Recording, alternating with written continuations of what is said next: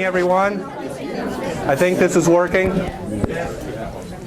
Thank you so much for coming tonight and being a part of this special evening and remembering and Look around. and seeing some parts that we don't remember about Dr. Richard Caggiano, but we have evidence from videos and pictures about when he had I don't think his glasses were ever any different, but his hair was a little bit longer. Those are my Armani glasses. Your Armani glasses, right. We've got a little bit of a program here, and there's going to be an opportunity for others to share their memories or maybe some other part of their experiences with Rich that would be entertaining for folks. But I'm going to say a few words, then Dr. Pete Mickelson's going to offer some words, and then Rich is going to close the doors and lock them, and he's got his own presentation that he's prepared that he wants to share with you. Back in probably about, I'm thinking 1997, we began realizing that we'd had some changes in the emergency department here at the time, Pullman Memorial Hospital, and we had kind of been on this pattern of just finding a doctor that could work in the emergency department, and they didn't necessarily have to live in town. When I first came to the hospital, we were using more of a contract group to just provide coverage. And as a kind of ignorant administrator, which hasn't changed in the 23 years I've been here, just covering the emergency department seemed to be adequate. You know, there was somebody there was somebody able to see the patients when they came in. And so we said, well, we probably need to look at doing something different. So a few of us talked about it, and we said, what if we actually had a director of the emergency department? What if we looked for a physician who would do that? So we advertised, and we thought, well, we're not sure that anybody will be interested. This is a small community. Why would they want to come here? And after several months, all of a sudden, somebody from Boston inquired about the opportunity here, and we thought, Boston, come on, what's the deal here? What's that guy running away from? And you haven't figured that out yet. Haven't figured that out yet. And but he was persistent, and he asked a lot of questions, and we had a few conversations on the telephone. And finally, he'd heard enough that he felt, I'd like to come and pay a visit. So we brought him out, and we had the opportunity to hear about some of his ideas and what he thought would be possible and how he thought he could make a difference. And we were, of course, a little bit skeptical. We thought, really, you think you can do that here in Pullman? I mean, he saw having emergency physicians that were all board certified in emergency medicine, most of them trained as residents in emergency medicine, that they were employed, and we're thinking, well, we're going to employ physicians at the hospital? Why would we do that? But we talked and we talked, and we had several more phone conversations, and as most of you know, Rich, he's very knowledgeable, so he knew all about the area. He knew more than I knew about the Palouse and about Pullman. And we finally came to an agreement, and he came out as our first employed full-time director of emergency services at Pullman Regional Hospital. And interestingly enough, and a little bit to Larry's credit, Larry was interested in the same position. We selected Rich, but Larry still wanted to come and is part of the group still today. And so, and then Steve Bergman soon followed. Steve and Rich and Larry were the first three of the start of our emergency medicine group here at Pullman Regional Hospital. Larry started a month before me, but That's I was right. hired before him. That's right. So keep that in mind. Yeah. And so we began on that journey, and and so one of the things I've learned in my time as an administrator is that across all the medical specialties where the hospital is concerned, many of the physicians feel like they have a major impact on the success of the hospital. You know, it doesn't matter what specialty you're in, and so you have to be careful that you don't just give all the credit to one particular area of the hospital, because every specialty feels like they kind of make the bottom line for the hospital every year. And Rich kind of carried the same thing. He said, "What, you're an emergency physician, come on, what is, you know, you don't even, you just see them when they come here. You don't even have, you know, you're not inviting them to come here. They come here because the ambulance bring them here," or that sort of thing. You know? And what I learned was there is a place in the emergency department where how that functions and the way it can impact the care in other parts of the hospital has a huge ripple effect across the quality of care throughout the whole community. And Rich was the one that showed the leadership in that over all these years. He was the one that we had many meetings with the Pullman EMS as we were trying to encourage them to expand their number of paramedics, and we even offered financial assistance for a while. And Rich was a part of those meetings and helping them understand why that was important. He meets with all the county emergency services groups and helps them. Pete, of course, has stepped into that role and is doing that now, but Rich is the one that brought those services together. When we saw the need for an intensive care unit, Rich was the one who headed that up and provided the medical direction and helped us understand how it would benefit. In his role as chief medical officer, he's been the one to support practices as they've seen the need to recruit and bring new physicians in and help expand the scope of services available in the community. So while it was an education for me all along the way. And a few years ago, Rich received a state award for his leadership in medicine in the community and in the state. And I had the opportunity to be there and accept the award on his behalf. And at that meeting, I said, you know, if I had to boil down the significance of my career into 5 key decisions, I won't name all 5 of them, but hiring Rich Caggiano is one of the top 5 best decisions I ever made in my role as a chief executive officer.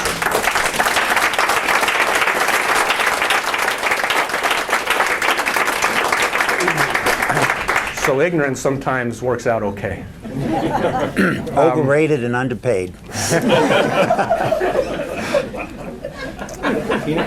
We have a couple of things we want to give to Rich as a recognition for his service here. The first, Rich, if you'll come up here. We'll let you open this and show it. This is just to commemorate your 17 years at Pullman Regional Hospital. I can open it, but I won't be able to see it. I have my contacts in. And I'm not going to pull my glasses out yet. That's part of your show. Oh, wow. Very nice. You want me to read it? Is it a yeah, you have to read it. I'll read it. I can see the clock. Richard M. Caggiano, in appreciation of your 17 years of clinical and administrative leadership shaping healthcare services on the Palouse. Well, thank you very much.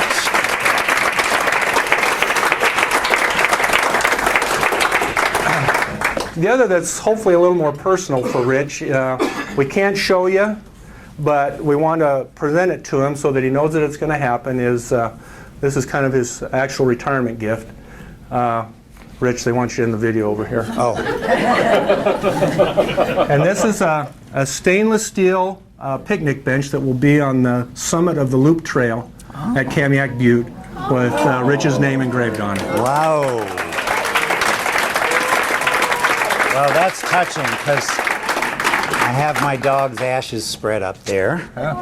And that's a place that I frequent quite a bit. Yeah.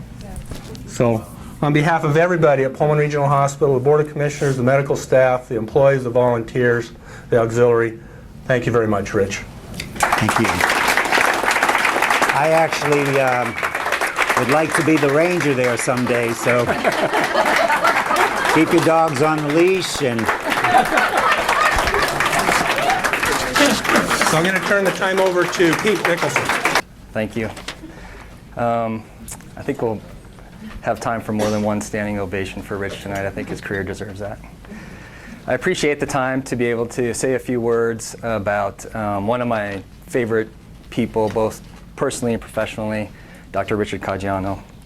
And I know he's chomping at the bit to get up here and no. So I want to keep this as brief as possible, but I have to warn you, it's going to be a little bit gushy. As an emergency physician and part of the ED leadership team, I've had the distinct pleasure of working closely with Rich over the last 12 or so years. In fact, we shared the same office space for the last 6 or so. So I feel we've had a very close relationship during that time. He's been a really valued mentor to me. Over the years, I'm sure a lot of people here, as well as myself, have been privy to and witnessed numerous stories about Rich and his fun-loving attitude and antics. For instance, he showed up right around the time of his 50th birthday with, he'd gone from a brunette to a blonde. Actually, it turned out a little red, but A little red, okay. orange. I actually almost had an asthma attack while they were putting the bleach on my hair, so that's what I remember. An asthma attack. That's a good Bostonian. He's had some slightly risque Halloween costumes. A lot of people have been witness to his energetic dancing at the parties. And there was even one Christmas party that Rich and I were able to, well, this may or may not have happened. We did a duet to one of the Grease songs. I think it was You're the One That I Want. I've done so many I can't remember them. I know. These are all great memories, fun memories for me, and I think a lot of people who work closely with Rich. But for me, and I think for most of us, what we'll remember most, and I'll remember most, is the way that he makes people feel.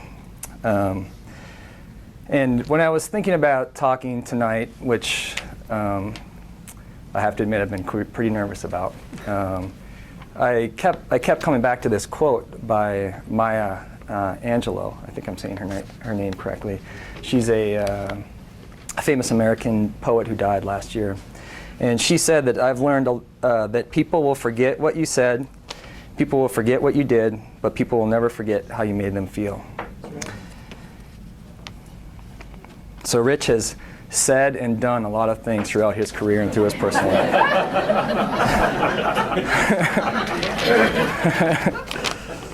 Through incredible hard work and persistence as a physician and leader, he helped to instill a culture of high quality, compassionate care, not only in the emergency department, which Scott covered very well, but also throughout the hospital and healthcare network. He's played an integral part in making Pullman Regional Hospital the hospital of choice in the region. But how does he make us feel? Rich has a remarkable ability to bring focus to difficult problems and conversations, while adding a fresh viewpoint.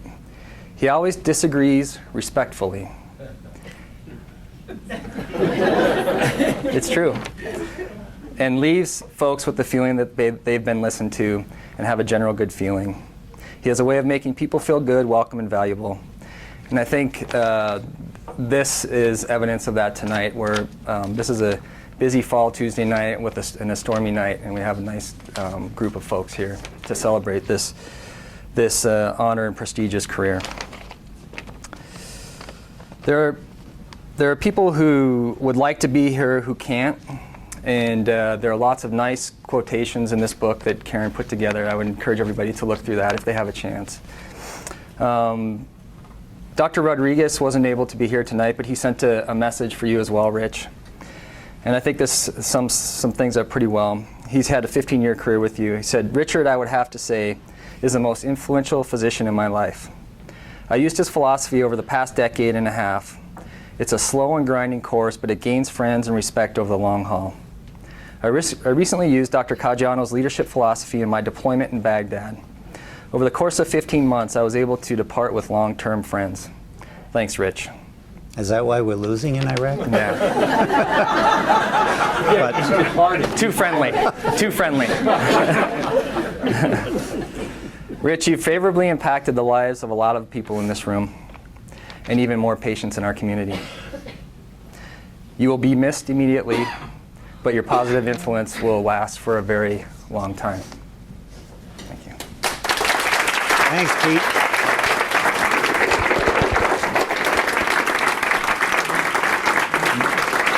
My roommate. Okay. These props were not intended for tonight, but I noticed them at one of the tables, so if you would all just, okay. That, I used to do that before all my shifts in my office, so it really is helpful.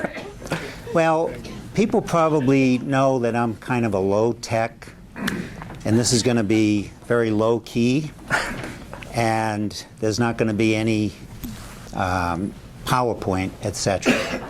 So the only thing I ask of you is that you laugh, and no matter what, and then it'll work. Okay, so let me see now. The room's pretty full, but there's somebody that was supposed to come here, but they didn't make it. Two guys in suits came. and Oh. gave me this. Jeez. Color suit. Oh, they can't make it.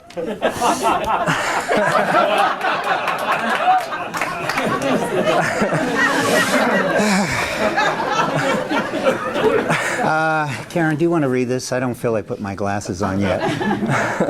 Dear Rich, sorry we can't make it to your retirement party, but we are joined at the hip, and the Secret Service said we can't be at the same place at the same time. Best wishes, Barack and Joe. I'll pass this around.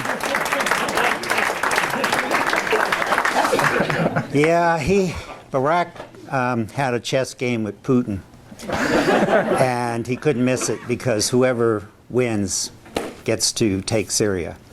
So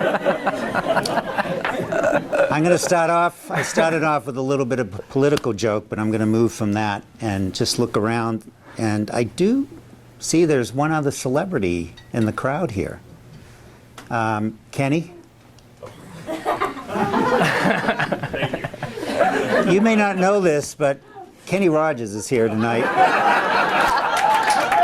You could just stand. Kenny, you may not know this, but you're retiring this year.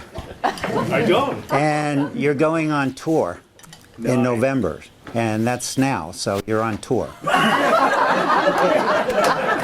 And I'm actually surprised he made it tonight because we're not serving any alcohol. There was a time that Kenny and I were sitting around. It was 1978. I just finished medical school, and Karen and I were having a beer, playing Crazy Eights. And Kenny said something when he was about to produce a new album. And it just kind of hit me in the heart, and I followed it for a long time. And it was basically, you got to know when to hold 'em. Know when to fold 'em. Know when to walk away.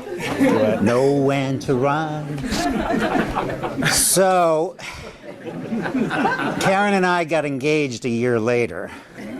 So we didn't run, we held the deck. And then now it's time to fold them.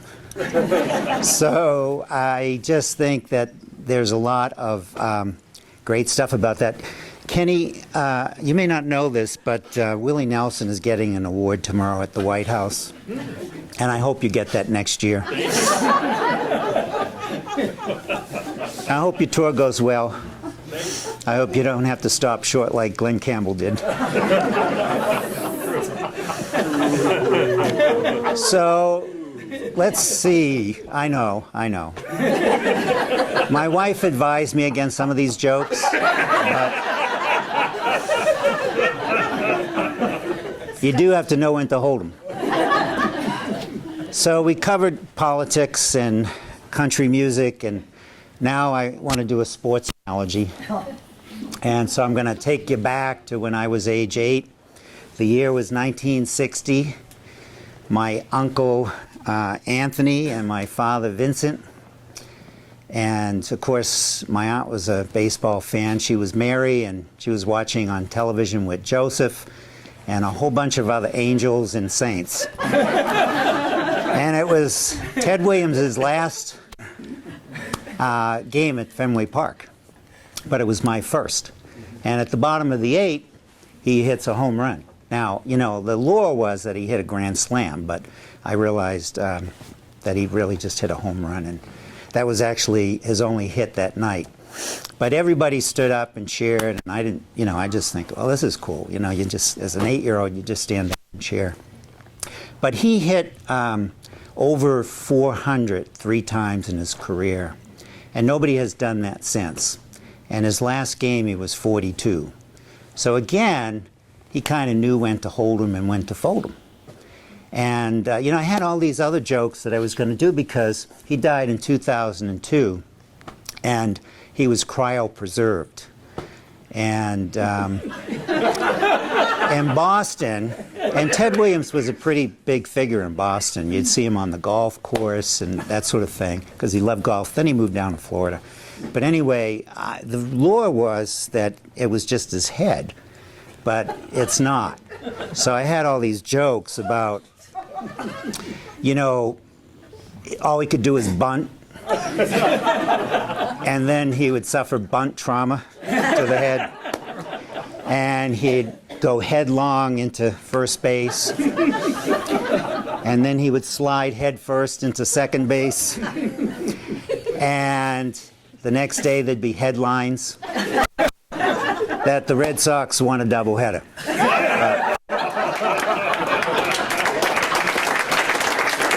Karen didn't think that would go over very well, so I did it anyway. Now, if I could have the next prop. This is an early picture, and I don't know if this is my picture that was on the wall. But anyway, if you notice, I have hair, and there's a shirt that I'm wearing. And this is a shirt that fit me just right, and I'm not one to give things up until they're no longer usable. So I thought that I would strip down here tonight. Oop. Yeah, that's it.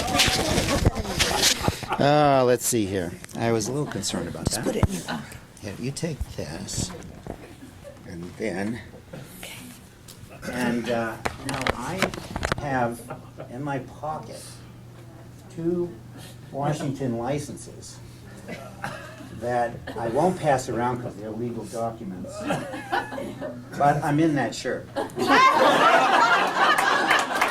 were separated by 7 years.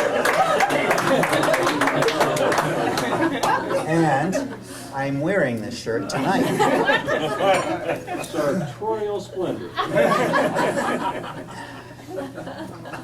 And it's in great condition. It fits perfectly. I've been waiting to do this for a while.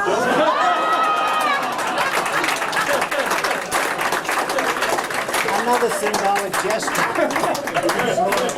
This shirt was not ripped. It became threadbare. And it happened this summer, and it reaffirmed in my mind that I think I was making the right decision. So, oh yes, microphone.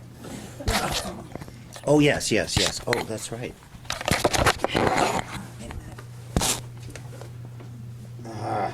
I hate when I get texts in the middle of things. This is my phone. This is a modern phone. When I first got here, this was my phone. It's still in working order. However, even 911 doesn't work on this. And so I would use this. I would have a beeper, and when I got beeped, I would call on that phone. And if I was at Caggiano Butte, I had to be at the very top. But I thought you might appreciate that phone. And that is smaller than the first one I had. And someday I'll get a smartphone. Rich, where did you keep your camera? Most people keep it in their phone. Well, I have a lot of little black books around there. And the reason why I kept that is just in case the IRS comes after me.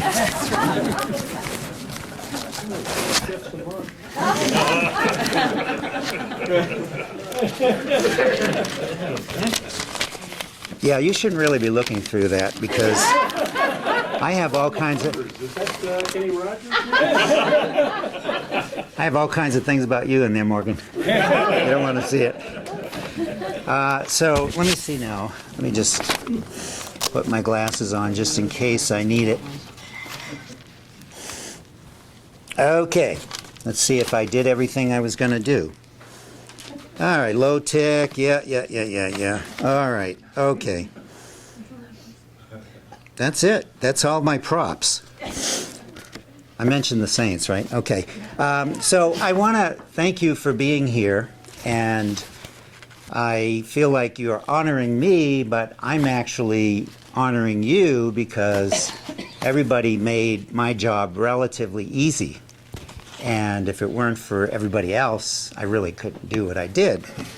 And there's certain things that you had to put up with that I appreciate, and I'm just going to list a few of those, as many as I can think of, such as run-on sentences, tangential thinking, flight of ideas, compulsive flight of ideas,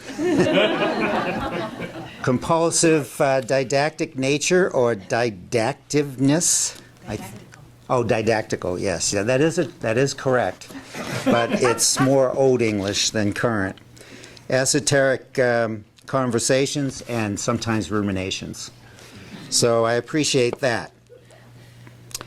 And then I wanted to just go back to 1997 when I met Scott and came back for a second visit with Karen. We're at the European, and it was time for me to go, and Scott kind of shook my hand and looked me in the eye and says, I want you to join the team. So that was kind of tough to refuse, and by November, which was about a month later, we had a contract. Although I didn't show up till June 28th. And that's for various reasons. So,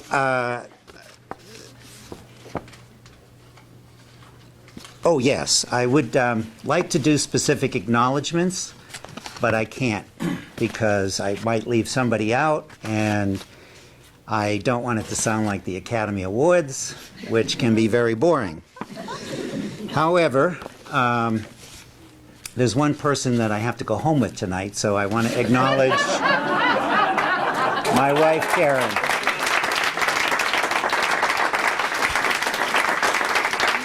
My career would not be possible without Karen. She was a mother and also worked virtually all the time and had a practice in psychology and will be very well missed because she does neuropsych testing and has provided great services for the Palouse all these years. She'll be retiring in December. So that is my one exception to that rule. And finally, I want to read a prepared statement based on the Boston English Dictionary that you may have gotten. And so what I decided to do is just use every word that people put in there. So finally, I would just like to say, I hope you enjoyed your supper at this party. Sip your Cokes, finish your grinders, although there weren't any grinders tonight. Don't forget to use your napkins. All set so you can get up at an early hour to work and labor tomorrow. And hopefully nobody will get sick from the food tonight and get diarrhea.